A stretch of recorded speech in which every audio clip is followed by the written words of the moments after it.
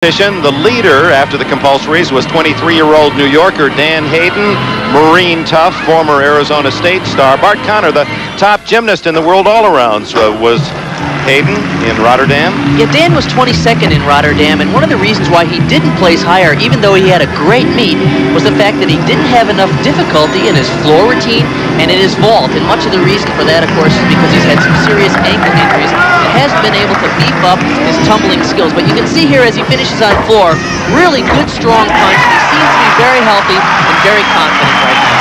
Hayden's floor typical of his performance throughout all 6 events, solid and consistent, never relinquishing the lead. Dan Hayden captures the 1988 National All-Around title. In second behind Hayden, Kevin Davis from the University of Nebraska. And Kevin has improved a great deal. I think he showed at this competition that he definitely deserves a spot on the '88 Olympic team. You can see in his high bar routine, he beefed up his difficulty with a move here called a one-armed Tkachev. A really nice combination. The Tkachev was invented by a Soviet gymnast. Really nice, clean lines and a good rhythm to his exercise. It seems to have a nice, flowing look. He's doing all the difficulty, and yet it doesn't look difficult. Beautiful laid-out double back. Great exercise. 21-year-old Davis hounded Hayden with his all-around talent but could never catch the leader. Then there was high-flying Charlie Lakes from Southern California. He finished third. And this is the only perspective to really get a good idea to see what Charlie Lakes is doing. He does the most complicated routine, and watch this release move. He's going to do a front flip or a Jaeger, and look at the height. He goes completely out of frame on this. Nobody in the world does it quite like that.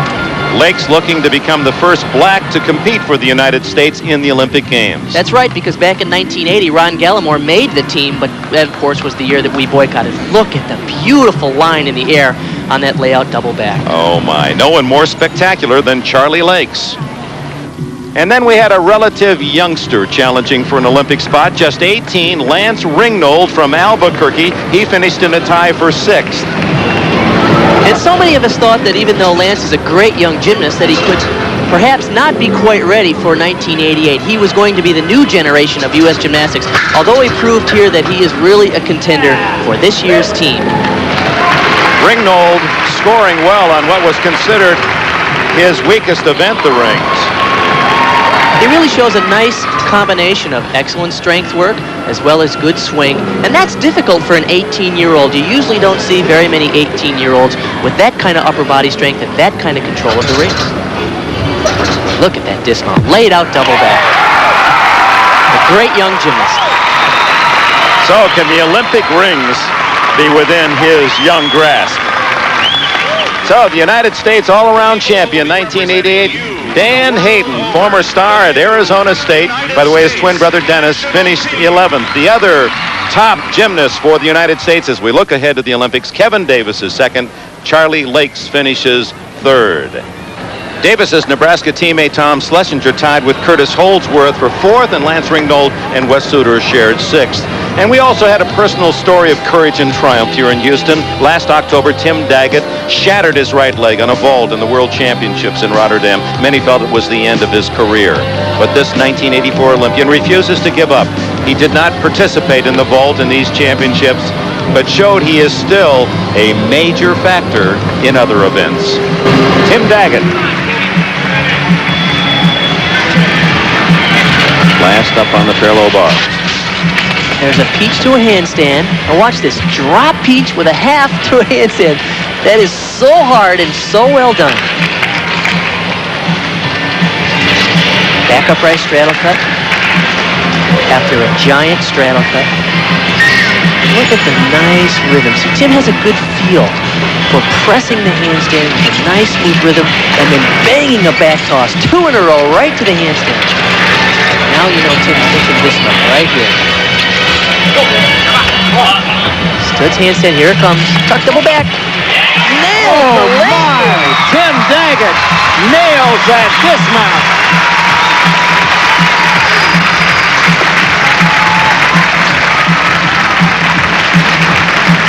Look again, you can see he was good form in the air, but what's amazing about it is he knew exactly how to plant that landing so that he was able to land straight on top of his legs, not with any pressure on any one leg. He was right over the top of it, which of course makes it safe complete. It's a wonderful moment, and perhaps happiest of all is the athlete as he now waits for the score, which really is incidental.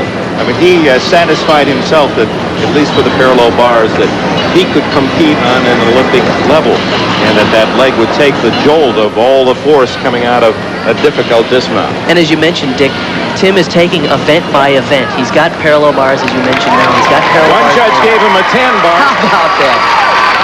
We'll wait for the final 9.85 for Tim Daggett. I never thought I'd ever have this feeling again in gymnastics. I've trained 17 years, and this is what it's all about, to go out in front of your peers and in front of the world and to perform well. It's a great feeling. Well, with that great feeling and momentum carry over to the next event, the high bar, and its capricious challenges. Tim had to get by these two release moves, reverse hack to a Ginger, no problem. Now, of course, Tim can do the rest of this exercise in his sleep, so at this point, he's thinking dismount. He's going to have to do a laid-out double back. And, of course, with the height and the rotation, how would that left leg hold up under the pressure? Here we go. Not a problem for Tim Daggett. Can you believe that, Dick, after seeing him crush his leg just 8 months ago? And then on to the pommel horse, event in which he has excelled. Tim, of course, won the bronze in L.A. on this event, scoring a 10 in the finals, and he just rips through this routine. This, of course, is his best event. Tim Daggett, 4 weeks to the Olympic trials, where all 100% of his scores will count toward making the 1988 Olympic team. If courage and persistence count, Tim Daggett will be wearing U.S. colors in Seoul. I stained this last year.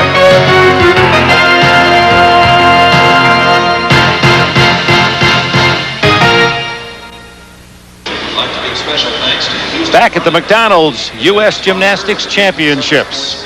2 events down and 2 more rotations to go, and Phoebe Mills maintains her lead ahead of Kelly Garrison-Steeves on the strength of her bars performance. Moves into second place. Rhonda Fain, that's a bit of surprise, and her solid, consistent work moves her to third. Hope Spivey tied for first with Mills at the beginning of the optionals, falls to fourth. Hey, Shelley Stack, the little 15-year-old 74-pound dynamite, is now fifth. Do Yamashiro sixth, and Christy Phillips, moving up 1 notch with each rotation, is in 8th place. And on the vault, 17-year-old Stacy Gunthorpe, she is in 9th place, down from 5th after the compulsories. Her first vault was 9.8. She nailed that landing. Stacy Gunthorpe should move up with a fine score in the vault. We'll see whether or not the judges saw that better than 9.85. You know, women gymnasts are a lot luckier than the men.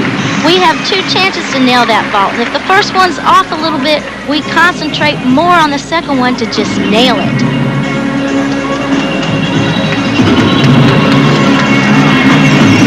.90 for Stacy Gunthorpe, one of the top scorers of the day in the vault here in the U.S. Gymnastics Championships. Rhonda Fain's 10, the best of all so far.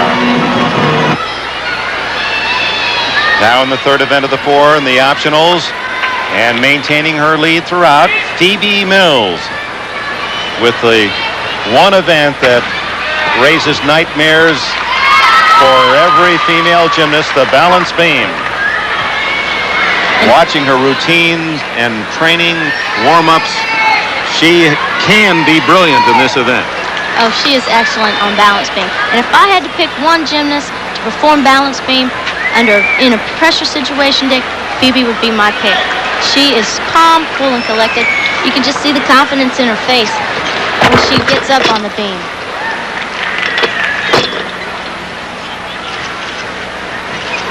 She's really matured into a nice, long gymnast. Pretty elegant style. Oh, that was outstanding. Solid flip-flop, layout. The gymnast must perform a series tumbling skill, and that was Phoebe's. A very difficult one at that. Nice inverted flange.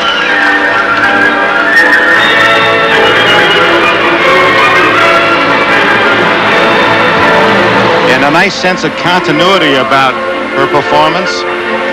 Phoebe's very fluid on balance beam.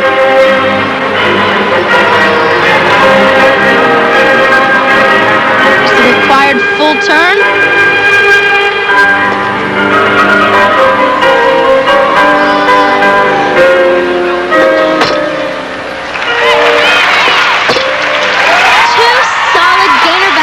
And if you notice, she did one on each leg. It's very difficult to do. So there's a level of difficulty here and an excellent performance thus far for Mills. Now the dismount. Nice high, double back. Took a little step, but an excellent routine. Boy, if she'd have stuck that landing, Mary Lou, we were looking at something around a 9-9. We're looking close to perfection on that particular routine. One gainer layout. On the left foot. And now she's going to do it on the right foot. That takes a combination of strength, coordination, and guts. What happened on the dismount? I thought she looked a little excited. She pulled it a little bit too far. She wanted to stick it too much. You can see she landed with her legs just a little bit too straight. 2 steps, that cost 0.2 of a point. And now the surprise. In fact, she's taken over Brandy Johnson's spot. Here's Shelley Stack. She has a wonderful innocence about her. 15 years old, only 74 pounds. Did a nice high reverse hack. Shelley is so small that she can swing in between the bars without even having a body break. Nice lines. Yes, she does. Something she's had to work on. Shelley used to have bad form. Nice. Stuck that landing cold. Look at that face. Shelley Stack. It's the only person I've seen this week in Houston smaller than you, Mary Lou. That she is, and I'm proud of that. She swings bars so nicely. For as little as she is, she does show a nice long line. Nice giant swing with a full pirouette to another giant for a dismount. A very high, kicked out double back flyaway. Shelley Stack, look at those big brown eyes, and a 9.90 for Shelley Stack. She's already in 5th place. And with one event to go, this young lady may just join Phoebe Mills as the talk from Houston as they go to the Olympic trials in Salt Lake City. And Phoebe Mills with a 9.80. And if you consider 0.2 off her 2 steps on the dismount, that was as close to a perfect beam routine as you'll want to see. She did that with close to perfection. It was the 2 steps on the dismount. Other than that, she was perfectly solid. We'll return with more of the McDonald's U.S. Gymnastics Championships after this.